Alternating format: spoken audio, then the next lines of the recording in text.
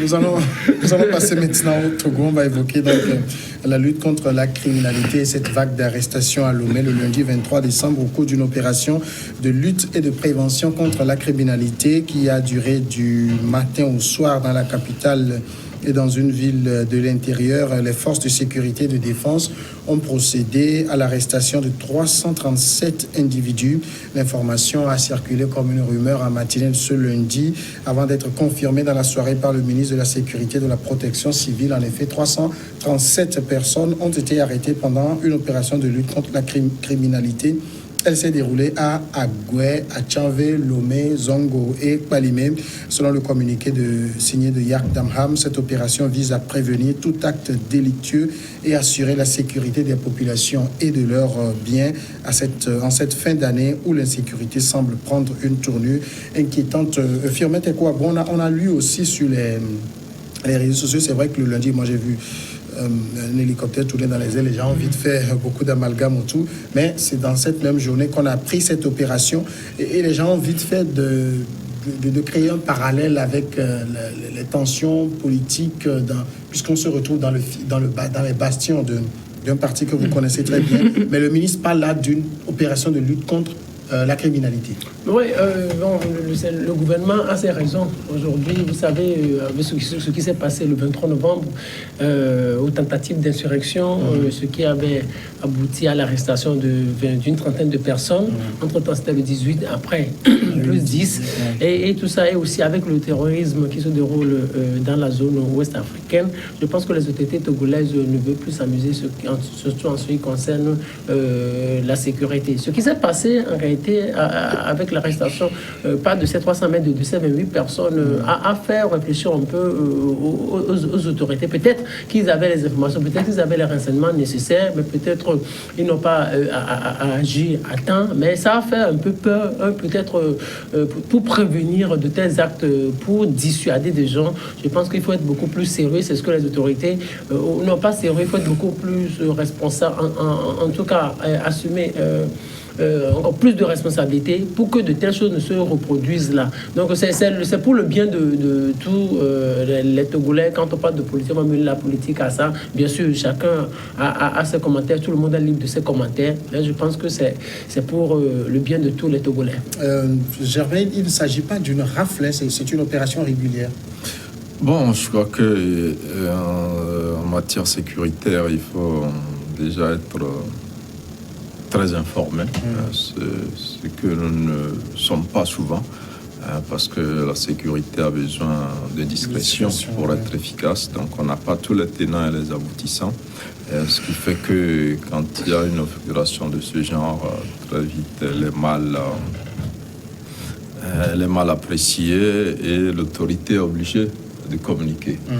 Alors qu'en communiquant aussi, ça ne facilite pas le travail de la police. Quand on communique, quand on dit on est en train de faire des enquêtes sur ça, c'est qu'on permet à ceux qui sont concernés de s'évaporer. Donc je crois que la discrétion est importante. Mais là, c'est un coup de filet assez important. Il y a plus d'une centaine de motos aussi qui ont été saisies au cours de cette même opération. Qui s'est étendu à Palimé aussi, donc essentiellement dans les deux villes. Maintenant, les informations, c'est la police ou la gendarmerie qui les détiennent. Donc on ne sait pas, on n'a pas toute l'information. Et là encore, on est un peu dans la prévention aussi. Des choses ont été saisies auprès des personnes qu'on dit qu'elles s'organisent donc pour perpétrer des actes d'insécurité dans le pays.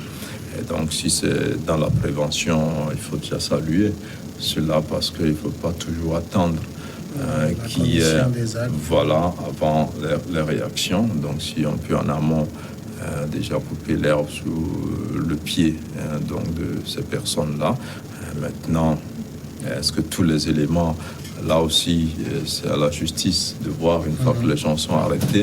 Est-ce que tous ceux qui sont arrêtés sont effectivement impliqués, sont effectivement coupables? Donc il faut que la justice fasse rapidement ce travail-là pour que ceux qui peut-être ne sont pas impliqués soient libérés et que ceux qui sont coupables de ce qu'on leur reproche subissent la rigueur de la loi.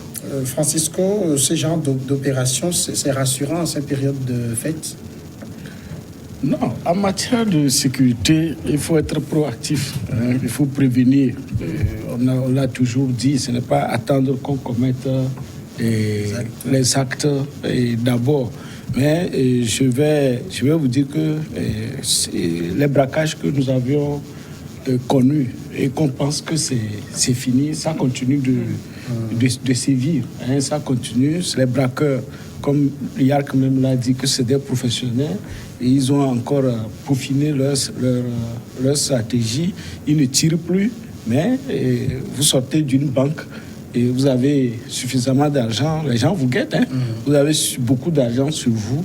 Vous verrez peut-être des gens en moto qui vont vous braquer un pistolet. Et en douce, il n'y a pas de bruit, quoi. Et ça se passe vraiment de façon chirurgicale. C'est comme il a dit, c'est des professionnels. Maintenant, les gens ont affiné leur méthode, hein, pour voler. Parce que c'est arrivé aux gens, j'ai eu les échos. Et donc, la sécurité doit être assurée. Et ce qui se passe et que nous avons entendu, ce qui s'est passé au cours de la semaine, moi je crois que c'était que j'ai eu. D'abord j'ai eu le cas, on m'a dit Sokodé a été assiégé. Donc les gens ont en même temps systématiquement pensé à Bindje Gambindje et Palimé également. Et a été chose Palimé, quand je me suis renseigné, on m'a donné les détails. Là même, on ne m'a même pas dit que c'est un coup comme ça, que c'est le chef de l'État qui serait venu visiter la structure, une structure. Et donc les militaires sont venus du Témédia dans Palimé Zongo, vraiment ce que les maisons rentrent dedans, on fait des trucs. Bon, c'est ce que on a eu comme information. Nos sources sont de la presse, ce ne sont pas des sources. Donc, il faut que quand on veut mener de ces genres d'opérations, il faut que ça soit vraiment fait dans les règles de l'art et que les populations ne se sentent pas. C'est-à-dire que des gens qui sont apaisés dans leur maison et subitement, c'est comme s'ils sont sur le champ de bataille en Syrie. Donc, il faudrait que les choses se fassent, que la sécurité doit se faire sans que les citoyens ne sentent pas qu'on est en train de les brimer. Parce que les zones qui ont été visitées, ces zones, on sent que c'est des zones proches de, comment l'appelle-t-on, et de Tipi Achadam, du PNP. Est-ce que vous voyez? Donc, il y a lieu. Lorsque on nous a montré les éléments avec les armes avec lesquelles on voulait faire l'insurrection de la dernière fois, c'est des machettes et autres. Et je dis que bientôt, on doit avoir l'autorisation pour pouvoir avoir un couteau chez nous à la maison. Donc, si déjà c'est ce genre de matériel qu'on peut prendre pour déstabiliser le Togo et qu'on a ramassé, donc ça veut dire qu'on aura à en trouver beaucoup. Parce que nous sommes même déjà en période de chasse où les gens doivent sortir les gourdins pour aller faire la chasse. Et donc, voyez-vous, c'est des difficultés. Justement, on parle d'opération de lutte contre la criminalité. À Guayachanvé, Lomé, Zongo et Palimé, ce n'est pas les zones les plus criminogènes. Comment on dit ça? Bon, criminel. Il y a le plus fort taux de criminalité. Il y a d'autres zones. Pourquoi justement avoir cette fixation sur cette zone qui est, comme je le disais, un peu bastion d'un parti politique? Oui, non, je pense, c'est ce que j'ai dit au début, c'est comme les autorités se seraient inspirées de ce qui s'est passé le 23 novembre avec la tentative d'insurrection. Peut-être qu'ils ont eu encore d'autres informations. Et regardez, le bilan lourd. Les résultats sont vraiment palpitants. Il y a eu 3 fusils de fabrication artisanale saisis, 4 sabres, 3 cartons de pétards, 153 motos sans pièces, 2 vélos. Je ne sais pas ce que ça fait dans le lot. Au domicile d'un marabout, les forces de l'ordre et de sécurité ont également trouvé un coupe-coupe, des produits en bouteille, un lot de vêtements de couleur rouge, 9 bonnets et une paire de Rangers. Tout ce que vous venez de citer, les autorités peuvent mieux l'expliquer. Le ministre de la Sécurité peut mieux l'expliquer. Pourquoi trouver, quand on trouve de ces choses au domicile des gens, pourquoi on doit nécessairement peut-être les interpeller? Quand vous trouvez des habits, quand vous trouvez des coupes-coupes, pourquoi, qu'est-ce qui justifie leur arrestation en réalité? Parce que tout le monde a des coupes chez lui. Qu'est-ce qui justifie leur arrestation? Peut-être, Germain Pouy l'a dit, peut-être, quand ils seront devant les tribunaux, peut-être qu'il y aura d'autres, beaucoup, peut-être qui seront innocentés. Pour le moment, c'est juste, ils sont présumés innocents. On a trouvé de telles choses chez eux et on les arrête. En réalité, pour le moment, on ne peut pas dire que l'infraction est consommée ou l'infraction est constituée. Parce qu'il faut l'intention, il faut le corps du délit, il faut l'intention, ces 3 éléments en réalité.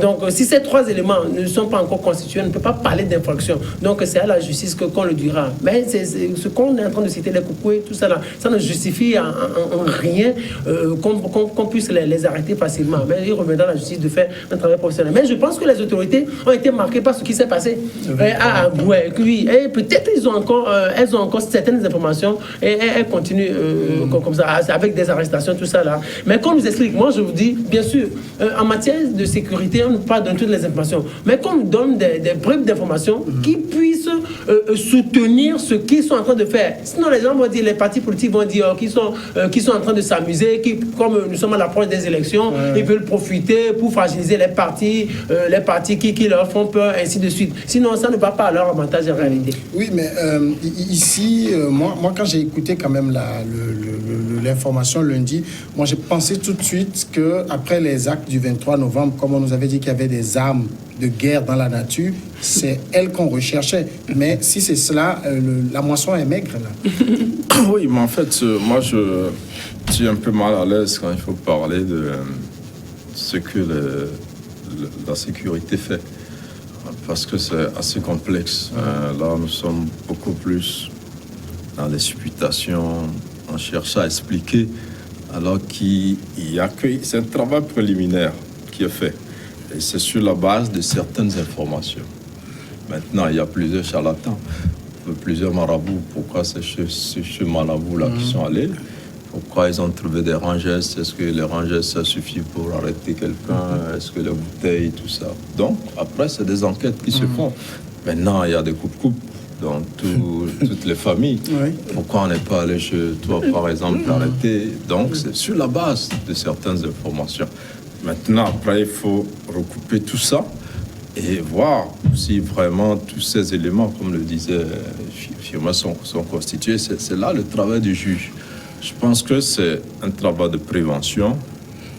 On peut le saluer, on peut le regretter selon sa position. On peut dire que c'est une bonne chose parce que le braquage, l'insécurité, on peut dire non, c'est une mauvaise chose parce que c'est des militants de tel parti, c'est pas des bandits, c'est rien du tout. Mais après, c'est l'information que la sécurité a et les juges, d'abord il y a une enquête préliminaire qui est faite déjà à la police, à la gendarmerie, qui peut permettre de libérer déjà certains. Et ceux contre qui il y a des éléments plus consistants, c'est après le juge qui va travailler sur ces cas-là. Donc je pense qu'il vaut mieux laisser les forces de sécurité et la justice faire ce travail et souhaiter, moi c'est la célérité que je demande dans ces cas-là, parce qu'il y a toujours des situations où il y a des innocents, donc il faut précipiter les choses et que si effectivement quelque chose est retenu contre ces gens, ils sont sanctionnés, s'il n'y a rien, qu'on les libère.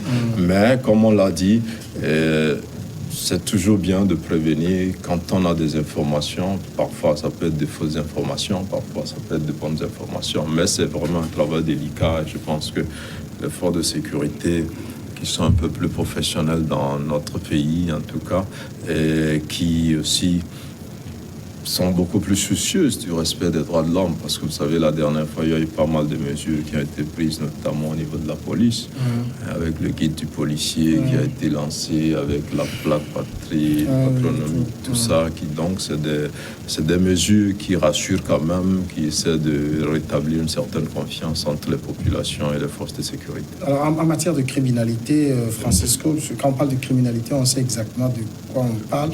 c'est les bonnes zones, je ne veux pas dire les meilleures zones, mais c'est les bonnes zones qu'on a ciblées là. Oh, les bonnes zones, quand le vrai criminel veut se cacher, peut-être qu'il peut être à la résidence du Bénin. Et il sort, personne. Non, mais malheureusement, c'est comme ça. Vous voyez.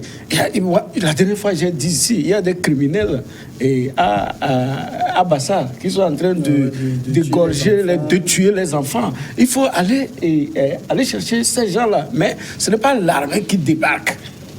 Où on casse les portes, on rentre. Non. La police, la gendarmerie, voilà, on leur tâche, leur rôle à jouer. Est-ce que vous voyez, on a des problèmes, des coupeurs de route. Chaque fois, les coupeurs de route, vous prenez la route de Bangéli, et entre Bangéli et Kabou, c'est des coupeurs de route.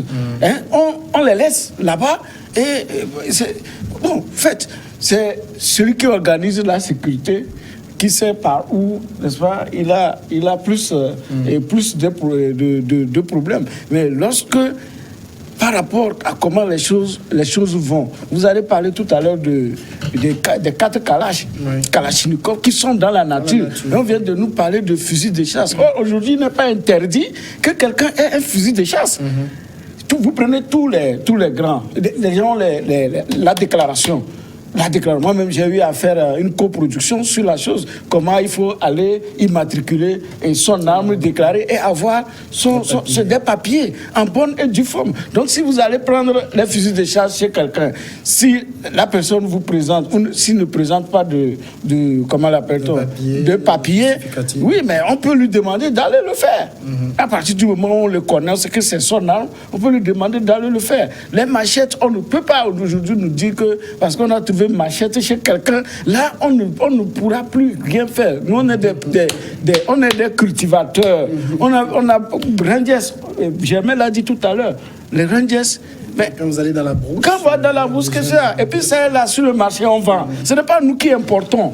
Est-ce que vous voyez? Donc, ça a été interdit récemment. Pour les tenues. Je pense que les tenues militaires qui ont été interdites, est-ce que les Rangers... Les Rangers, c'est les chaussures.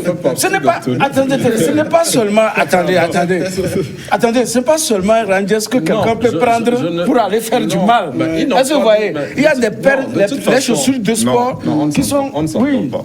Ils disent qu'ils ont pris chez le marabout. Ils parlent des bouteilles, des tricots, des Rangers et tout ça. On n'a pas encore dit que c'est avec ça. Pourquoi aujourd'hui, à chaque fois, l'autorité, le gendarme, le gendarme, c'est-à-dire que lorsqu'il veut justifier un fait, un acte d'insurrection, doit pouvoir nous rapporter à un marabout ou à un chose. C'est grave ce qui est en train de se faire. Nous, les gens ont prié, ils ont disparu d'un cimetière. Je crois que soyons un peu ce que je dis, ça veut dire que le jour où on ira me retrouver chez mon charlatan ou mon marabout, on va me prendre que je vais faire insurrection. Ça veut dire que vous êtes guettés aussi. Non, je crois que soyons sérieux. Le ministre dit que ceux qui sont arrêtés, après c'est le juge qui fait le travail. La gendarmerie et la police ont fait un travail préliminaire. On n'a pas encore dit que ces gens-là sont coupables. Vous parlez comme s'ils sont déjà coupables. Je leur dis, Rangers, ça ne veut rien dire. Marabout même, ça ne veut rien dire. Mais ils communiquent dessus. Ils disent qu'ils ont fait la perquisition. Mais on devrait saluer déjà ce travail de transparence. Ils peuvent se taire et dire on a arrêté des gens, vous ne saurez pas ce qu'on a saisi. Mais moi, je pense que le ministère de la Sécurité aujourd'hui fait un travail de communication qui est important. Même si on ne comprend pas, parce que là, ça suscite des interrogations. Mais on a vu ça, des t-shirts, des Rangers, des bouteilles. En quoi ça peut créer l'insécurité? Nous, on peut se poser la question. Mais eux, ils ont une information. Sinon, ils ne feraient pas de perquisition là-bas, parce que ce n'est pas le seul marabout. C'est ce que je dis. Mais après, c'est le juge qui verra si ce travail fait par les gendarmes et les policiers, s'il mérite, qu'il lui donne une suite, ou qu'on libère les gens. C'est de ça nous parlons. Mais nous donnons l'impression que ceux qui sont arrêtés sont déjà coupables et condamnés. C'est là où je dis non. Nous, ce qu'on peut souhaiter, c'est que le travail se fasse vite, parce qu'à mon avis, il peut y avoir des innocents, et qu'il ne faut pas que des innocents traînent en prévention, en détention préventive, alors que c'est pour des choses donc il y a une certaine célérité dans je pense que vous avez posé une question, mais personne n'arrive à apporter de réponse satisfaisante à la question. Quand vous parlez des meilleures zones de criminalité, je pense qu'en réalité, le Togo n'est pas l'un des meilleurs pays criminel au monde, hein. Même le, Oui, oui, mais où le Togo n'a pas de ville où la criminalité est assez avancée. Non, on n'est pas classé là. Mais parce que quand vous voulez parler de la criminalité, allez à Johannesburg, allez à Pretoria, moi je le dis par exemple, allez à Chicago, allez à Lagos. À ce qui s'est passé il y a, je pense, 2 ou 3 semaines, quand on a abattu un bandit là, je pense c'est vers Aïdogome, en tout cas vers cette zone-là, qui est aussi décrite comme une zone véritablement d'insécurité, où je me dis, si c'est une opération anti-criminalité, on aurait pu avoir prospecté là-bas aussi. Oui, je ne sais pas pourquoi. Peut-être c'est l'air un peu... en réalité, les autorités ne se sont pas levées comme ça. Bon, les autorités sécuritaires ne se sont pas levées comme ça pour débarquer là. C'est parce qu'elles ont eu peut-être au préalable certains renseignements, certaines informations, et ça qui les aurait conduits là. Donc, au moment où je dis, comme je le disais tout à l'heure, les meilleures villes criminelles sont là. En réalité, si le Togo, en réalité, aujourd'hui, est en train de connaître de ces situations, il faut que les autorités s'interrogent là. C'est parce que c'est la vulnérabilité qui entraîne ces genres de choses-là. C'est parce que les gens sont vulnérables. Il faut trouver d'autres solutions. Il faut trouver des politiques qui puissent répondre aux questions sociales, aux questions de chômage, que les gens trouvent à faire pour que les gens ne se donnent pas à de petites activités peut-être illicites qui ne répondent pas ou qui ne sont pas orthodoxes. Si les situations là perdues, ça veut dire que les autorités ont beaucoup à faire. Alors quand on parle quand même de 337 personnes arrêtées, c'est vrai, le communiqué du ministre hier disait que ces personnes ont été conduites à la gendarmerie. Il faut que ce soit une procédure assez accélérée pour que ceux qui n'ont rien à faire là-bas puissent rapidement... Oui, c'est exactement ça. Jamais Pouli l'a répété à maintes reprises, parce que il faut que maintenant il revient à la justice d'accélérer la procédure pour que tout d'abord de la gendarmerie ou de la sûreté ou de la police à la prison, que les choses aillent vite, même que à la gendarmerie, même que des interrogatoires s'organisent, qu'on puisse libérer un certain nombre de personnes et que peut-être ceux-là qu'on va envoyer en prison, que la justice fasse véritablement son travail et qu'on puisse libérer les innocents. Parce que les gens sont en train de souffrir. Quand on arrête, vous imaginez, plus de 300 personnes, c'est des familles qui sont déjà en difficulté. Donc les mamans, les papas vont se lever, les tantes, les sœurs vont se lever pour aller rendre visite, et c'est avec de l'argent, avec de la nourriture. Ça fait dépenser des familles. Donc sur ce point, nous demandons aux autorités d'accélérer les choses là. Mais les questions sociales, il faut essayer de trouver des solutions à ça, parce que le Togo n'était pas comme ça. La criminalité n'était pas avancée au pays. C'est parce que les gens sont vulnérables aussi aujourd'hui qui se donnent à de telles pratiques. Mais ce que nous demandons sur cette antenne, c'est la non-violence et la paix dans nos familles. Alors il faudra aussi, Francisco, que peut-être les organisations de défense des droits de l'homme rapidement puissent faire leur travail, regarder ce côté, voir si ces personnes arrêtées, leurs droits sont respectés, quelles sont les procédures ouvertes contre elles, et celles qui n'ont rien à foutre là-bas rentrent chez elles. Oui, la CNDH surtout doit jouer son rôle. La CNDH était efficace entre-temps, mais depuis un moment, je ne sens plus tellement cette CNDH-là. Il n'y a pas eu de faits majeurs sur lesquels elle ne s'est pas prononcée. Oui, mais... Elle a ouvert des enquêtes, elle a mené des enquêtes. Oui, ce qui s'est passé, on n'a pas encore écouté la CNDH nous faire l'état des lieux. Ces antennes doivent visiter les lieux de détention pour voir déjà qu'est-ce qui se passe. Nous sommes à la veille des fêtes, on va encore faire peut-être certains effectivement, ce sont peut-être des innocents qu'il faut vite voir ça. Lorsqu'on arrête un parent, vous voyez tout ce que ça crée dans la famille, tout le monde est en deuil. Le social, il l'a dit tout à l'heure, c'est important. Moi, j'ai suivi une fois un commissaire, je ne sais pas si c'est Coup d'Ouvre ou bien qui, sur une chaîne, lorsqu'il parlait des causes, n'est-ce pas, de l'insécurité, et il parlait du social, comme tout à l'heure, j'ai dit, mais l'autorité sait ce qui est en train de se passer. Parce que si un officier de police même dit que on sait que la misère a pris de l'ampleur, des trucs comme ça, mais ça veut dire que eux-mêmes, en tant qu'enquêteurs, savent ce qui amène la criminalité. Même lorsqu'on parle des partis, occuper les gens.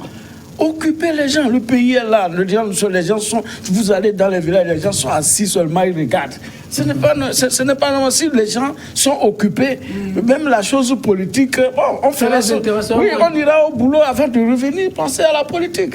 C'est ça. Donc, le social, le mandat social, là, ça a été un échec. je ne sais pas si ça a été... Non, le mandat social a plus appauvri les Togolais qu'avant. La preuve, on le constate dans la criminalité. On arrête, on fait une vague d'arrestation de 300 personnes, c'est énorme. C'est énorme. Moi, quand vous parlez des armes, je pensais que le ministre allait nous dire qu'on a trouvé les 4 Kalachnikov. C'est très important pour le Togo. On doit trouver c'est avec les munitions. Hein. Les munitions. Et lorsque moi, surtout, depuis la question que je me pose, j'attendais que le ministre Yark me surprenne. Parce que si moi je visualise tous les systèmes de sécurité, surtout des banques, même des pharmacies aujourd'hui, on sent que devant chaque banque, même les pharmacies, il y a les vidéosurveillances. D'accord? Qui regardent jusqu'à au moins un certain nombre de mètres de choses.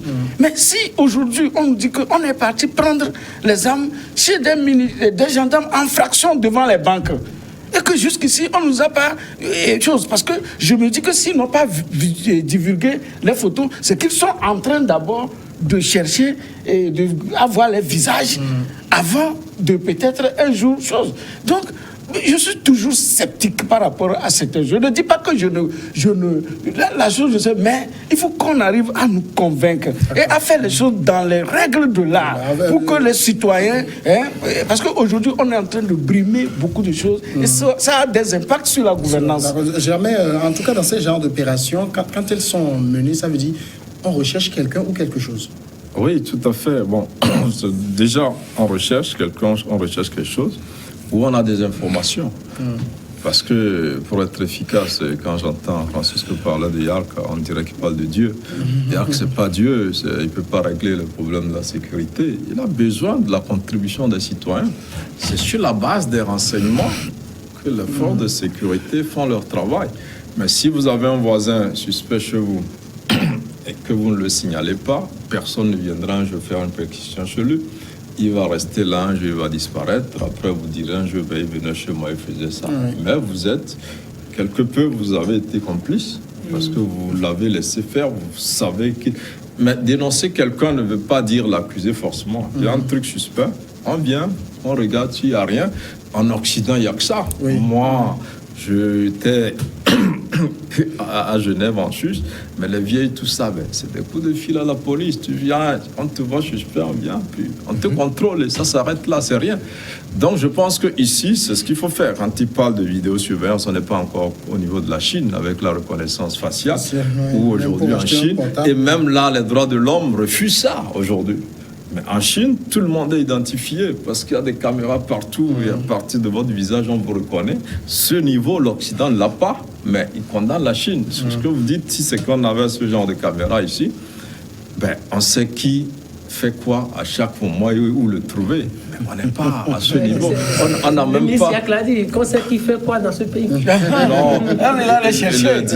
le dit abusivement. Il est allé les chercher.